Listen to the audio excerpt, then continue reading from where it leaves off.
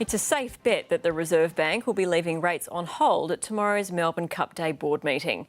But despite low rates, Australia's 2 million small businesses are feeling the squeeze.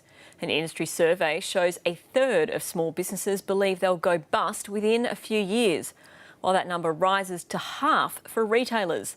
Here's Rachel Pupazzoni. So the building's 100 years old. It got a heritage listing last year, which is really exciting. Australian furniture and homewares retailer Koskela has been in the game for almost 20 years. But setting up a small business wasn't for the faint-hearted. And I do remember having a few sleepless nights, waking up going, OK, just remember what's the worst thing that could happen. You know, we lose the money we've put into it and we go back and do what we did before, which, you know, wasn't so terrible after all.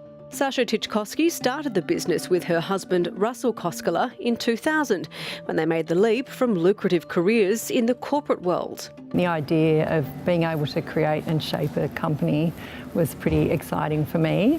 For my husband, it was definitely about furniture design, so that's his real passion. We've got two different collections here. The environmentally conscious business started out as a furniture manufacturer and ventured into retail 6 years ago, just as the sector started to fall. While there have been times when Koskela's future was in doubt, they've pulled through, growing the company to a staff of 28 and selling their wares to homeowners and corporate clients like Google and Airbnb. They're one of more than 2 million small businesses in Australia. But starting one, and more importantly, staying afloat, is never smooth sailing. I don't know anybody who says, oh, gee, it was easier than I thought.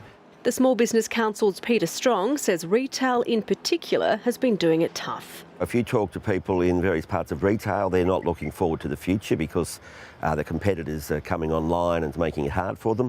Almost 55,000 businesses went bust in Australia last financial year. That's a big increase from the year before. And it's retail that's seen the largest number of businesses shut up shop. The failure rate among retailers is 1.5 times the all sectors average. And if you ask them, the future isn't looking very bright either. A survey of almost 1,000 small business owners reveals 1 in 3 of them fear they may become insolvent in the next 3 to 5 years. It gets even worse for retailers. 43% of those in fashion and 53% of food retailers fear they won't be around for much longer. Among the biggest challenges cited by small businesses are rising energy bills, increasing overheads, payroll costs, and recently, struggles to secure finance. It's always been difficult in Australia, but the last 12 months with the Royal Commission and what have you, finance for small businesses basically dried up. Retail consultant Roger Simpson says if the failure rate amongst retailers continues to rise, it'll have broader economic repercussions.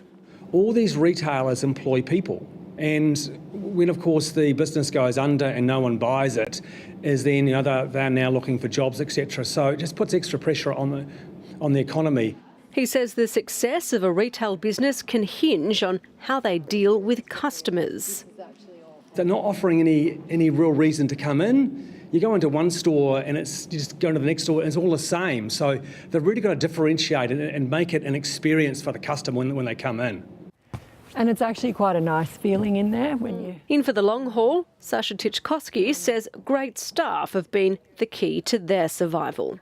Yeah, we've seen it over and over again with retailers that have failed. They stopped investing in having really great people, in training them, in really understanding that that would be something that would help them to survive in the future. It's really beautiful.